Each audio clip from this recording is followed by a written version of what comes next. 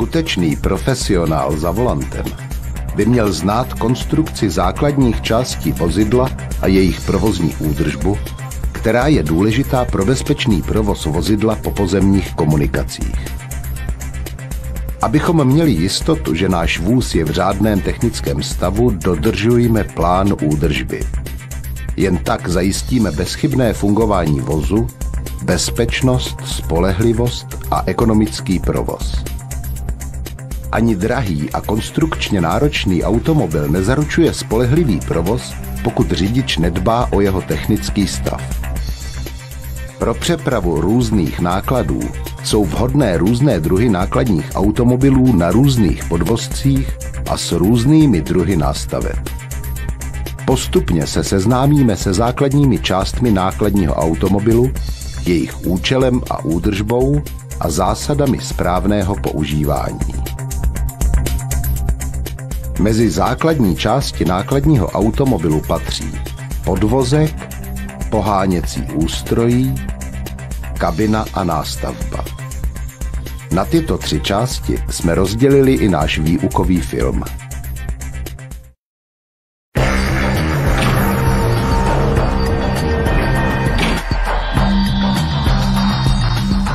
Podvozek je základní stavební částí nákladního automobilu. Obsahuje rám, nápravy, kola a pérování, řízení, brzdy.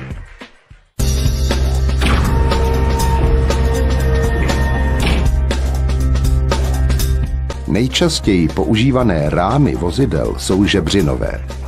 Žebřinové jsou také obvyklé rámy nástaveb. Specifický rám s centrální nosnou trubkou a pomocným žebřinovým rámem používá Tatra.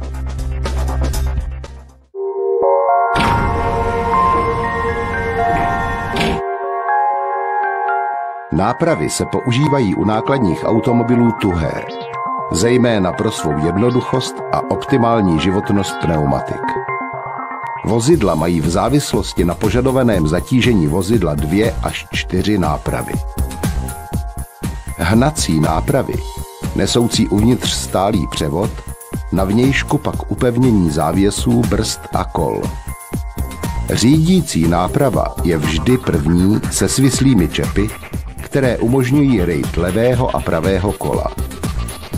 Řídící nápravy jsou obvykle nepoháněné, ale u vozidel do terénu mohou být poháněné.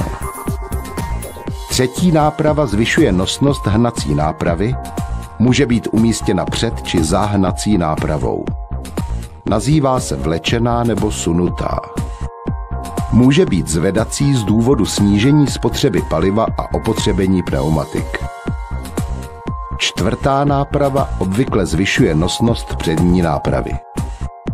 Speciální kyvné polonápravy, netuhé, jsou používány u vojenských vozidel, například Tatra.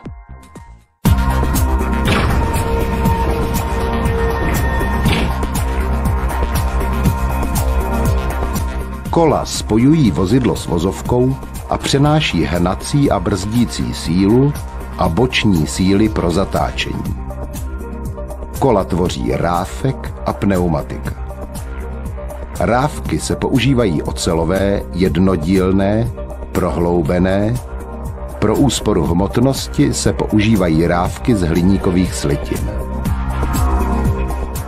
Kontrolujeme řádné upevnění kol a kompletnost matic kol, dotažení matic kolových šroubů, mechanické poškození šroubů, praskliny na disku kolem otvorů na šrouby, mechanické poškození disků. Vybrat správnou pneumatiku pro nákladní automobil nebo kamion je velmi zodpovědný úkol. Vždyť pneumatiky rozhodují o komfortu a hospodárnosti jízdy a také o bezpečnosti jízdy. Pravidelně kontrolujeme tlak v pneumatikách. Kontrolu tlaku v pneumatikách měříme pneuměřičem.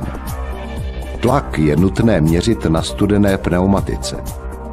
Pravidelná kontrola je nutná z důvodu možného zhoršení jízdních vlastností a zvýšení spotřeby paliva. Pro životnost a bezpečnost je tlak v pneumatikách doporučeno měnit v závislosti na zatížení vozidla dle tabulky v návodu k vozidlu. Na štítku nad kolem je uveden maximální přípustný tlak v pneumatice.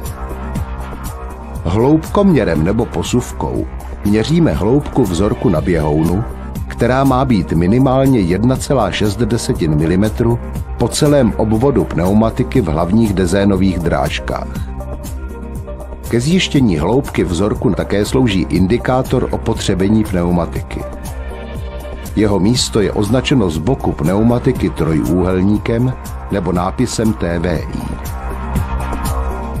U pneumatik nákladních vozidel nad 3,5 tuny maximálního zatížení může být hloubka vzorku dodatečně prohlubována. Pouze však u pneumatik s označením Regroovable. Životnost pneumatik ovlivňuje správné nahuštění, seřízení brzd, správná geometrie, styl jízdy, dodržování maximální přípustné hmotnosti. Vliv má také použití v terénu. Poškození jsou buď vzniklá nedostatečnou péčí, jako podhuštěním nebo přehuštěním pneumatiky, nebo nepříznivými provozními podmínkami, to je defekt pneumatiky, který je nejčastější závadou, styl jízdy, nájezdy na obrubníky a ostré předměty. Dále poškození vzniklá technickou závadou, špatné tlumiče, nesprávná geometrie nápravy, což způsobuje vibrace volantu, špatnou ovladatelnost, nadměrné a nestejnoměrné sjíždění pneumatik, zvýšenou spotřebu paliva, opotřebení mechanických částí řízení, zavěšení nápravy a ložisek kol, váznoucí brzda, blokování brzdy. Potom dochází k opotřebení v jednom místě, což způsobí přehřátí a zničení pneumatiky. A v neposlední řadě přetěžování vozidla. Nepříjemností, která nás může na cestách potkat, je defekt pneumatiky. Zastavíme u okraje vozovky a zapneme výstražné světelné zařízení a vozidlo zajistíme parkovací brzdou. Pro bezpečný pohyb na vozovce je nutná reflexní vesta. Vozidlo označíme výstražným trojúhelníkem. Trojúhelník musíme umístit na okraj vozovky tak, aby byl pro přijíždějící řidiče včas a zřetelně viditelný. A to ve vzdálenosti nejméně 50 metrů, na dálnici nejméně 100 metrů za vozidlem. V obci může být tato vzdálenost, vyžadují-li to okolnosti, kratší. Vozidlo zajistíme zakládacími klíny na opačné straně. Nachystáme si náhradní kolo a nářadí. Povolíme částečně kolové matice na poškozeném kole a znovu zkontrolujeme zajištění vozidla proti pohybu. Vložíme zvedák pod vozidlo do místa určeného výrobcem a zvedneme je. Zvedák musí být schváleného typu. Nesprávným umístěním zvedáku může dojít ke spadnutí zvedaného vozidla. Vyšroubíme matice a kolo sejmeme. Nasadíme kolo náhradní a lehce utáhneme kolové matice. Vozidlo spustíme na zem a dotáhneme matice křížovým způsobem. Uklidíme poškozené kolo, nářadí a výstražný trojúhelník a vyjmeme zakládací klíny. Po několika kilometrech zkontrolujeme dotažení kolových matic a tlak ve vyměněném kole. Poškozené kolo necháme neprodleně opravit v odborné dílně. Výbavu vozidla je v zimě třeba obohatit o celou řadu doplňků. Mezi škrabkami, rozmrazovači, rukavicemi, lopatou či zásobníkem s pískem nesmí chybět sněhové řetězy. Dobrý řidič musí rozeznat pravou chvíli, kdy je už čas řetězy nasadit. Některé typy řetězů umožňují montáž na stojícím vozidle.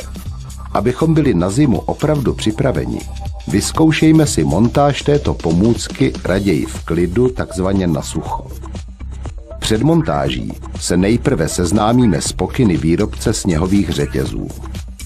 Jiné typy řetězů musíme rozprostřít pod kola ukotvit přední část řetězu na kolo a pomalou jízdou nebo prokluzem najedeme na řetězi a zajistíme zbylé kotevní úchyty. Po několika stech metrech zkontrolujeme, jestli jsou řetězy na pneumatice vystředěny a přitaženy. Pokud není vozovka dostatečně pokryta sněhem, nesmíme sněhové řetězy používat, aby nedošlo k poškození vozovky. Maximální dovolená rychlost se sněhovými řetězy je 50 km v hodině. Po zimní sezóně je nutné řetězy umýt a vysušit. Pérování se zavěšením kol zajišťuje správnou polohu náprav vzhledem k rámu tak, aby vozidlo jelo i na nerovnostech zvoleným směrem, tlumí rázy od kol pro snížení namáhání konstrukce a zajišťuje bezpečnost a komfort jízdy pro řidiče. Zavěšení nápravy prostřednictvím táhel, ramen či ocelových pružin nastavuje, jaký pohyb může náprava vykonávat. Nejčastěji užívané pérování u nákladních automobilů je listovými péry nebo vzduchovou vlnovcovou pružinou, doplněnou tlumiči pérování a příčnými stabilizátory. Listová péra vozidel používaných v terénu nebo vozidel velmi zatěžovaných vyžadují vizuální kontrolu prasklých listů. Tlumiče pérování zajišťují spolu s pružinou stálý styk kola automobilu s povrchem vozovky, stabilitu vozidla a zabraňují rozkmitání kol. Nejčastěji jsou používané hydraulické teleskopické tlumiče. U poškozených tlumičů dochází ke zhoršení jízdních vlastností při jízdě na nerovném povrchu. Při průjezdu zatáčkou je vozidlo nestabilní a prodlužuje se brzdná dráha vozidla. Dochází k nerovnoměrnému sjíždění pneumatik. Pro bezpečnou jízdu je třeba pravidelná kontrola tlumičů pérování odbornou dílnou. Stabilizátory nastavují chování vozidla při průjezdu zatáčkou a zvyšují komfort při přejezdu příčných spár ve vozovce, také ovlivňují naklánění vozidla při průjezdu zatáčkou. Upevnění stabilizátorů, závěsů náprav a tlumičů na rám a na nápravě podléhá dlouhodobému opotřebení a patří do plánované kontroly vozidla v odborné dílně. Jejich uvolnění ovlivňuje ovladatelnost vozidla.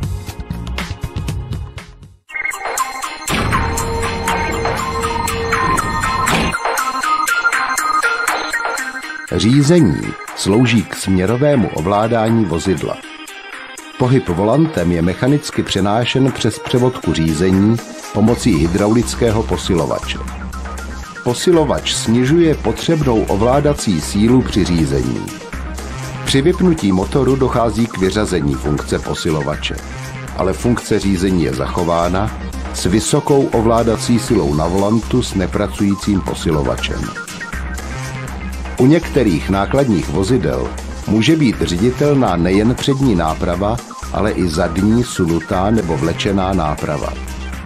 Geometrie řídící nápravy určuje základní postavení řídících kol, zbíhavost a odklon kol, příklon a záklon rejdového čepu. Správná geometrie má vliv na jízdní vlastnosti, opotřebení pneumatik, zatížení ložisek. Je důležitá pro lehké řízení, držení stopy a dobrou stabilitu. Geometrii je nutno kontrolovat i na ostatních nápravách tažného i přípojného vozidla. Špatná geometrie může zvýšit spotřebu paliva až o 20%.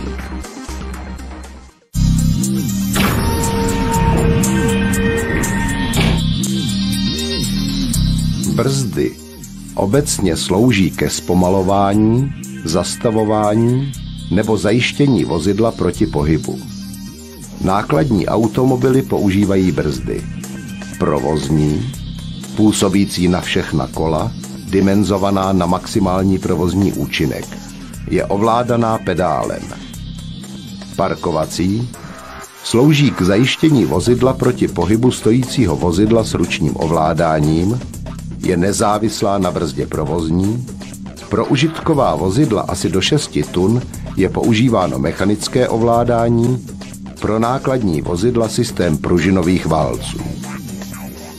Pomocné, odlehčovací, působí jen na poháněnou nápravu.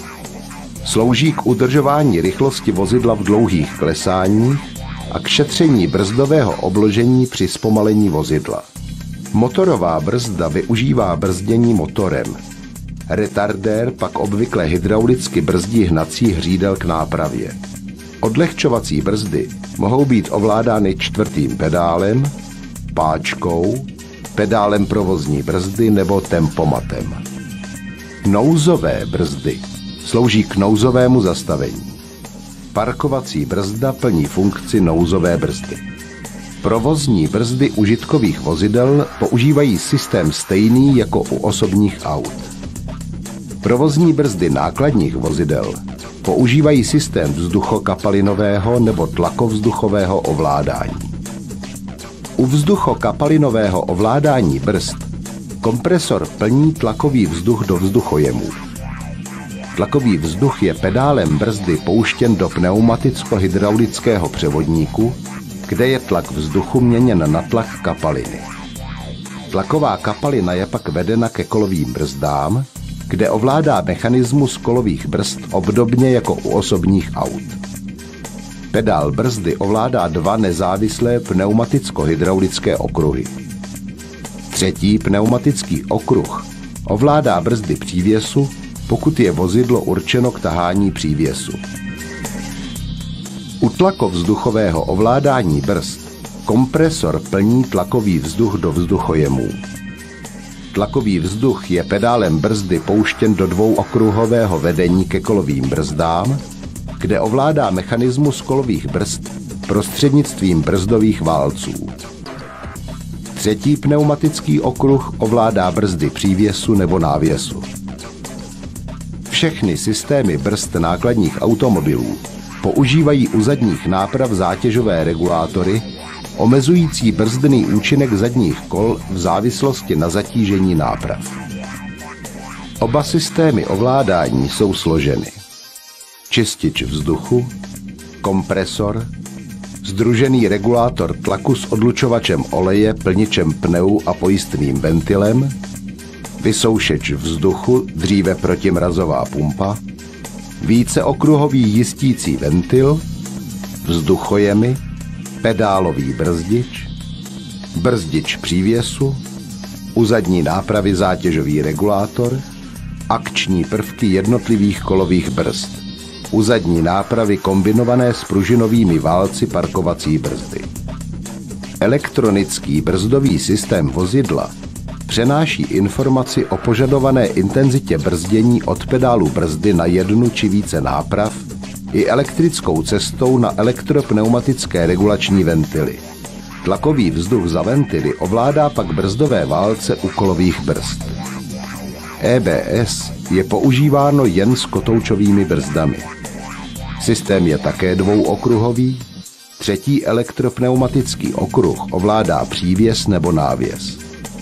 Pro dnešní návěsové tahače je toto standardní systém.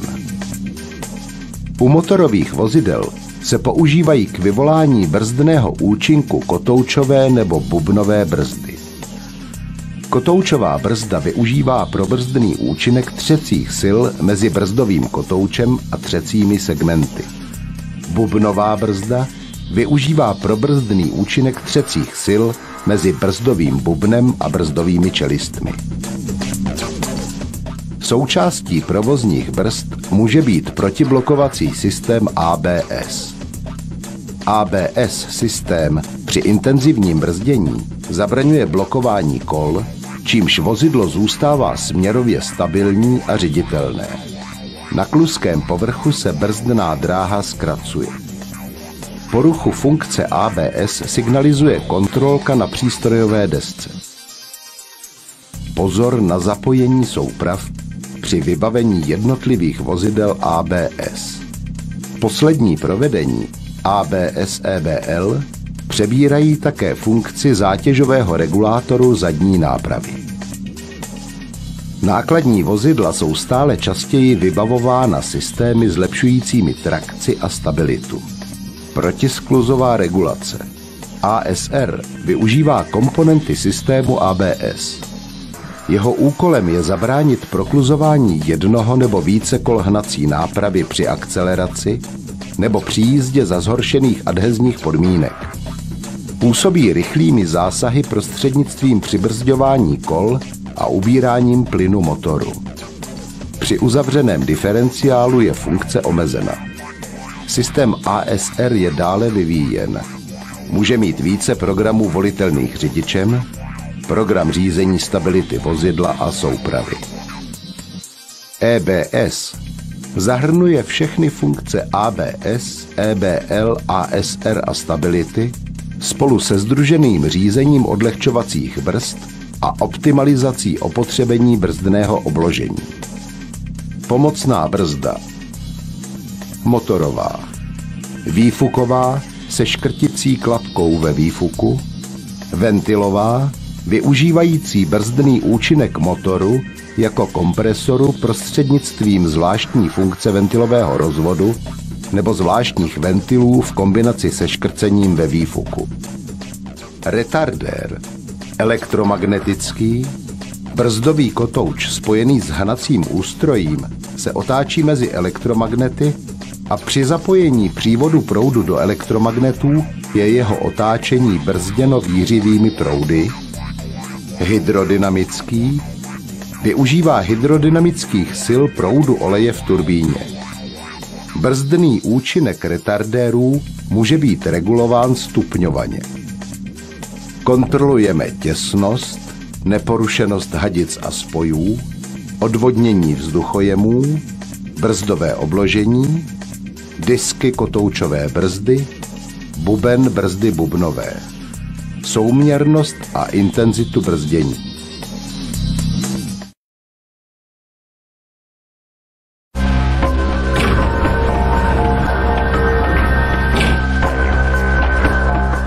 Poháněcí ústrojí slouží k pohonu motorového vozidla a jeho příslušenství. Obsahuje spalovací motor, spojku, převodovku, spojovací hřídel, rozvodovku s diferenciálem, poloosy a u některých vozidel kolové redukce. Spalovací motory. U nákladních vozidel se používají vznětové s přímým vstřikem, přeplňované turbodmychadlem, většinou s mezichlazením plnícího vzduchu pro zvýšení účinnosti a výkonu motoru. Turbodmychadlo je zařízení, které slouží k získání vyššího plnění válců vzduchem. To umožňuje vyšší výkon a účinnost motoru. Turbodmychadlo pohání energie výfukových plynů. Ochlazením plnícího vzduchu nasávaného přes čistič, suchý nebo mokrý do mezi chladiče, dojde ke smrštění vzduchu, čímž se do motoru dostane jeho větší množství.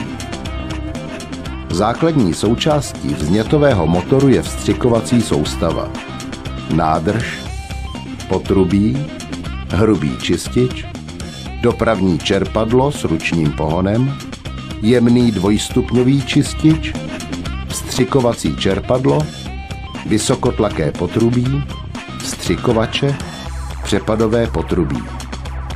Kontrola a údržba spočívá ve vizuální kontrole těsnosti soustavy a pravidelné výměně čističů paliva dle pokynů výrobce vozidla. V případě zavzdušnění soustavy, například když dojde palivo nebo došlo k netěsnosti mezi nádrží a čerpadlem, je nutné soustavu odvzdušnit pomocí odvzdušňovacích šroubů na jemném čističi, popřípadě vstřikovacím čerpadle. Součástí vstřikovacího čerpadla je regulátor otáček, který zajišťuje udržení volnoběžných otáček a zabraňuje přesažení maximálních otáček stanovených výrobcem. Na vstřikovacích čerpadlech je na modernějších vozidlech elektronický regulátor EDC. Moderní motory mají systémy vstřikování s vyššími vstřikovacími tlaky, dovolující zvyšovat výkon motorů a snižovat emise.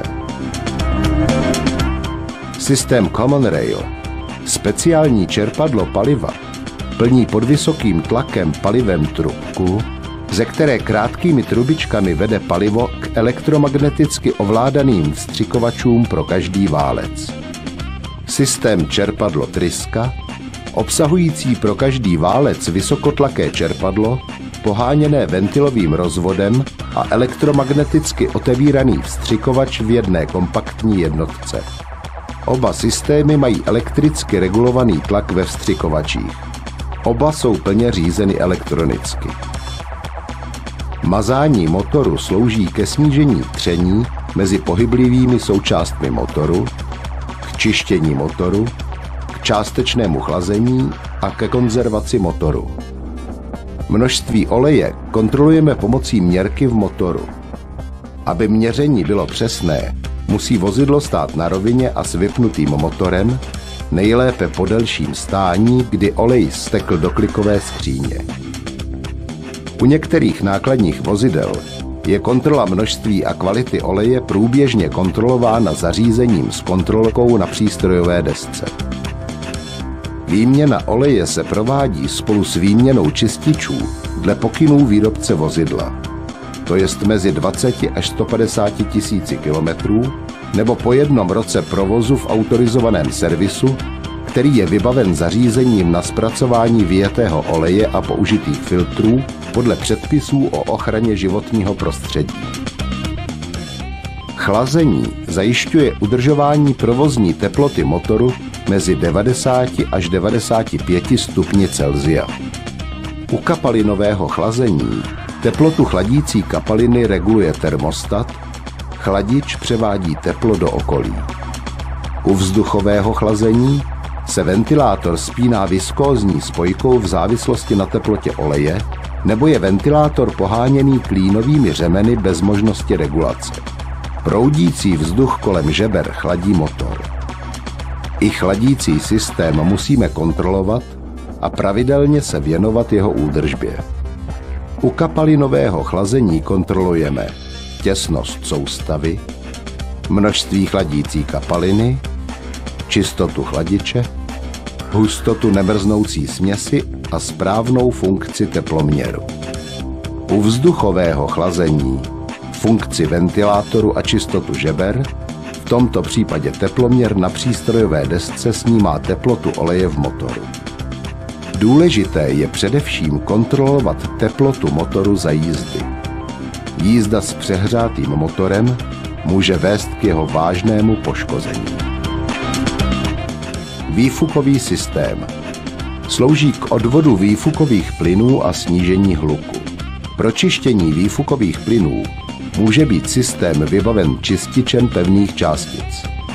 Jedná se o přídavný komponent ve výfukovém potrubí podobný katalyzátoru. Filtr zachycuje pevné částice, saze, ukládá je a po ujetí určitého počtu kilometrů je najednou spálí výfukovými plyny, jejichž teplota se zvýší vstříknutím nafty. Zachycovače pevných částic používají jen speciální provedení s extra nízkými emisemi. V některých případech se používá ventilu přepouštějícího výfukové plyny do sání pro recirkulaci plynů. Vznětové motory nákladních vozidel s nejpřísnější emisní úrovní Euro 3 zatím nepoužívají katalyzátory. Katalyzátory se používají u zážehových motorů, které se nepoužívají u nákladních vozidel nad 3,5 tuny maximálního zatížení. Katalyzátor chemickou cestou přeměňuje škodlivé látky na méně škodlivé. Je umístěn ve výfukovém potrubí co nejblíže k motoru, neboť potřebuje pro svou správnou činnost vysokou teplotu.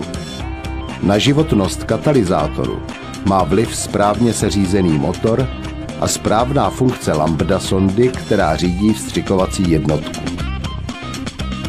U výfukového systému je třeba kontrolovat těsnost, upevnění, možnost koroze a u výfukové brzdy pohyblivost klapky. Elektrický systém je u užitkových vozidel cirka do 6 tun 12V, u nákladních vozidel v Evropě 24V. Do elektrického systému patří akumulátory, alternátor, poháněcí klínové řemeny. Akumulátor je zdroj elektrické energie. Rozsvícení kontrolky nabíjení akumulátoru při nastartovaném motoru může signalizovat tyto poruchy. Prasklý klínový řemen, hrozí přehřátí motoru, protože klínový řemen u některých motorů také pohání čerpadlo chlazení, poruchu relé, poruchu alternátoru. U užitkových vozidel se používá většinou jeden 12V akumulátor. U nákladních vozidel většinou 2 akumulátory zapojené v sérii na 24V nebo kombinace paralelního zapojení 2 akumulátorů na 12V určených pro elektrické spotřebiče a sériového zapojení 2 akumulátorů na 24V určených pro startér. Přepínání zajišťuje bateriový spínač. U akumulátoru kontrolujeme zejména dotažení svorek na kontaktech, jejich čistotu a hladinu elektrolytu. Doléváme destilovanou vodu. U bezúdržbových akumulátorů se nekontroluje hladina elektrolytu, ale stav nabití akumulátoru lze zkontrolovat podle zabarvení optického ukazatele. Postup při dobíjení akumulátoru je uveden v pokynech výrobce. Doporučujeme však jeho dobíjení provést u autorizovaného servisu. Životnost ovlivňuje správná funkce dobíjení ve vozidle a správná a pravidelná údržba.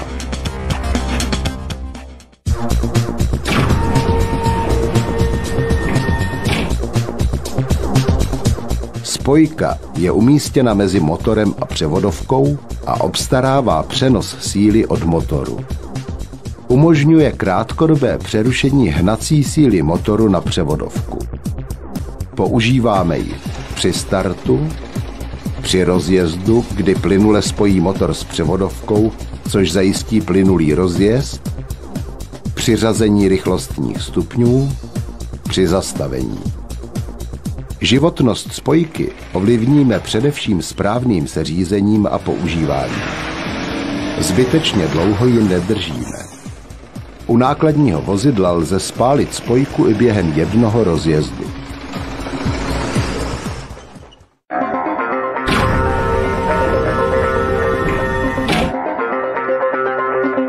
Motor pracuje nejhospodárněji ve správných otáčkách. Včasné řazení a jízda v optimálních otáčkách znamená nižší spotřebu a klidnou a plynulou jízdu. Převodovka zajišťuje optimální hnací sílu motoru řazením rychlostních stupňů. Volbou rychlostního stupně uvádíme do záběru ozubená kola různé velikosti, čímž buď získáme větší sílu nebo vyšší otáčky, například při jízdě do kopce nebo při jízdě se zátěží. Synchronizace slouží k vyrovnávání otáček ozubených kol, která se při řazení dostanou do záběru. To umožňuje snadné a plynulé řazení rychlostních stupňů. Převodovky nákladních vozidel mohou být 5 až 18 stupňové. U více než 6stupňových převodovek je určité řazení prováděno pneumaticky, u moderních převodovek pro kamiony je řazení plně pneumatické s řadicí pákou jako ovladačem. Dalším krokem k úsporám a komfortu jsou systémy elektropneumatického řazení a dále automatizovaného řazení i ovládání spojky dle pokynů řidiče řadicí páčkou, případně zcela automaticky řazené systémy. Vedlejší pohony převodovky umožňují pohon přídavných zařízení pro nástavbu nebo podvozek, například hydraulická čerpadla tak, že mají možnost na některých hřídel připojit ozubené kolo nebo pomocný hřídel. Součástí převodového ústrojí nákladních automobilů může být rozdělovací převodovka. Používá se pro terénní vozidla. Je za hlavní převodovkou. Rozděluje výkon na přední a zadní nápravu. Vychází z ní spojovací hřídel do přední a do zadní nápravy. Někdy je v ní dvoustupňová redukční převodovka nabízející tzv. Terénní rozsah pro pomalé rychlosti.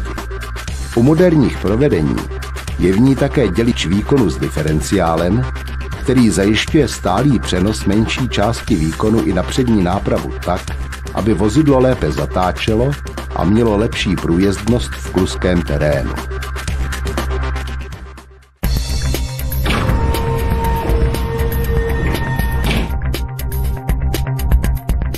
Spojovací hřídel spojuje převodovku s rozvodovkou.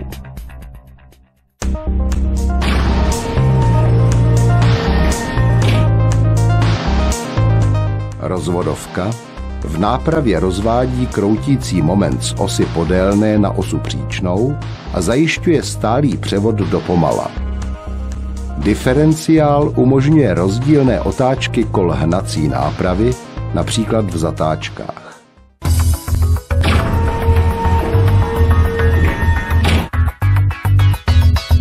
Poloosy spojují diferenciál s nábojem kola. V náboji kola může být pro terénní vozy kolová redukce.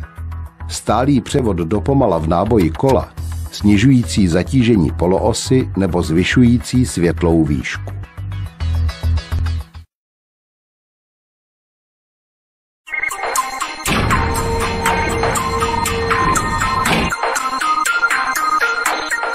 Kabiny nákladních automobilů se liší podle užití vozidla.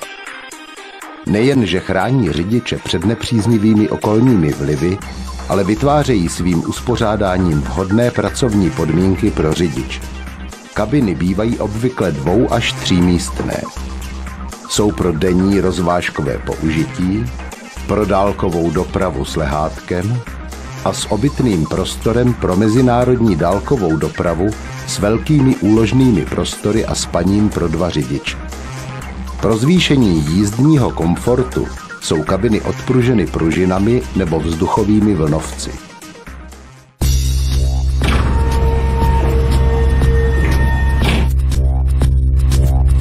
Přístrojový štít obsahuje kontrolky potřebné pro provoz vozidla. Symboly jsou mezinárodní znaky, které jednoduchým způsobem popisují účel, ke kterému daná kontrolka nebo sdělovač slouží.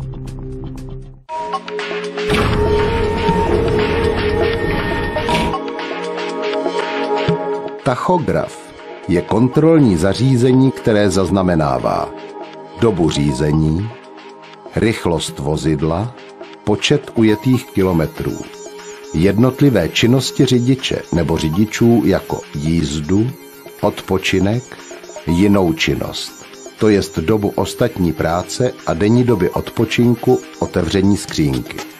Tachograf u starších vozidel ovládá také omezovač rychlosti.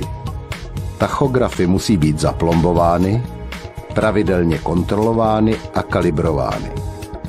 Povinnosti užití tachografu jsou stanoveny ve zvláštním právním předpisu AETR.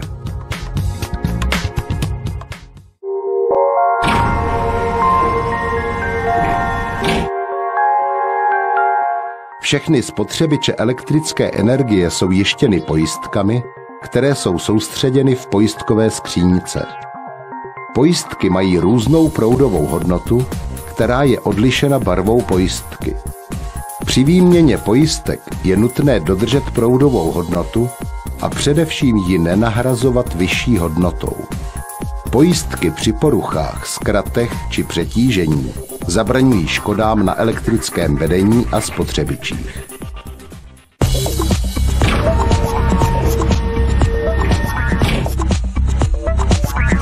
Nástavby se u nákladních vozidel liší podle využití vozidla. Valník, izotermická skříň, sklápěč, nosič kontejnerů, cisterna a tak dále. U nástaveb je vždy potřeba kontrolovat upevnění bočnic, plachty nebo vrat u skříní.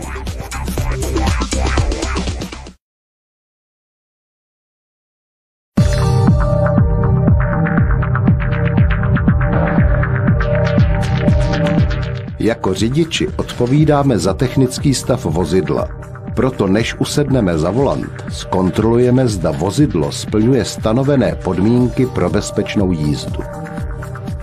Běžnou předvýjezdovou kontrolu u nákladního automobilu můžeme rozdělit na kontrolu při obchůzce, po odklopení masky a kontrolu povinné a doporučené výbavy.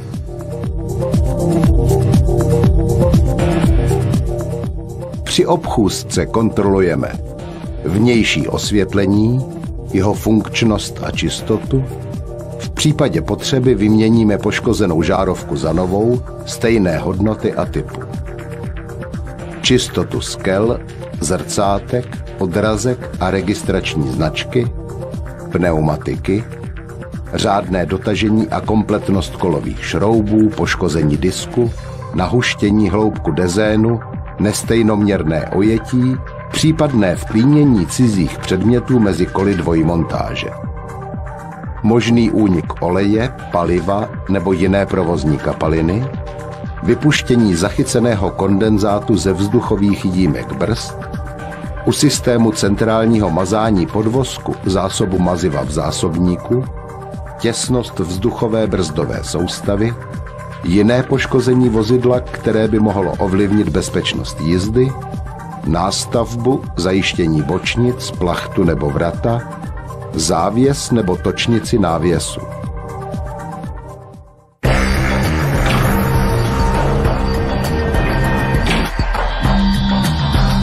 Kontrola pozvednutí masky vozidla, množství provozních náplní, oleje, chladicí kapaliny, kapaliny pro ovládání spojky po případě brzdy, hydraulický olej do posilovače řízení, množství vody v ostřikovačích.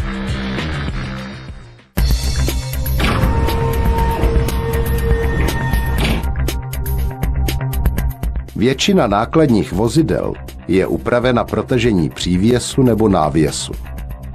Při připojování najíždíme vždy tažným vozidlem k přívěsu.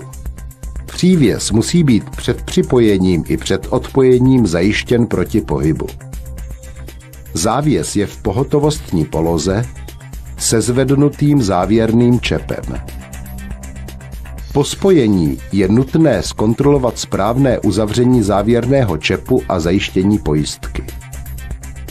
Poté zapojíme vzduchotlakovou soustavu a elektroinstalaci. U tandemových přívěsů před odpojením vysuneme podpěrnou nohu. U připojení návěsu postupujeme obdobně jako u přívěsu. Při najíždění tahače pod návěs můžeme využít možnost změny výšky točnice pomocí vzduchotlakového pérování. Návěs je nesamostatné přívěsné vozidlo, proto je nutné před odpojením vysunout podpěrné nohy. Před odjezdem soupravy zkontrolujeme vždy funkci brzd a osvětlení.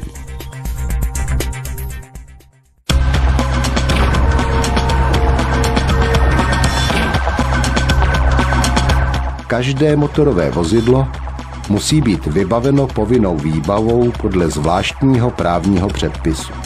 Povinná výbava zahrnuje po jedné náhradní žárovce od každého druhu vnějšího osvětlení a náhradní pojistky po jedné od každého druhu, příruční zvedák, klíč na matice kol, náhradní kolo, přenosný výstražný trojúhelník schváleného typu, lékárnička umístěna na dostupném místě, kam nedopadá sluneční světlo, zakládací klíny. Při přepravě nebezpečných věcí je nutná doplňková povinná výbava dle ADR. Do doporučené výbavy patří také pracovní rukavice, ochranná přilba, reflexní vesta, kterou musí mít řidič při opravě vozidla na pozemní komunikaci, hasicí přístroj, v zimním období sněhové řetězy, lopata a zásobník s pískem.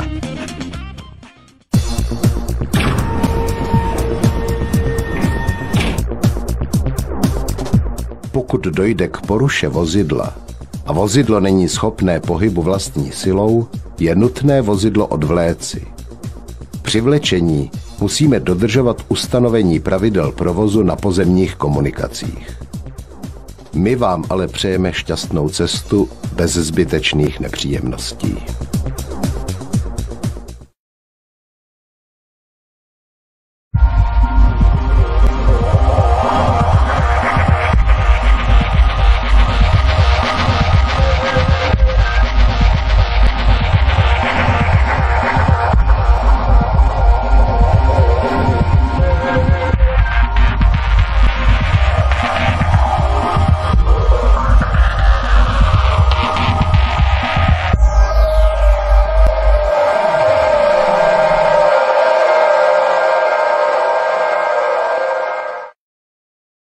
Klasický svět finančnictví končí. Budoucnost financí vidíme oranžově. ING. Oranžový svět financí.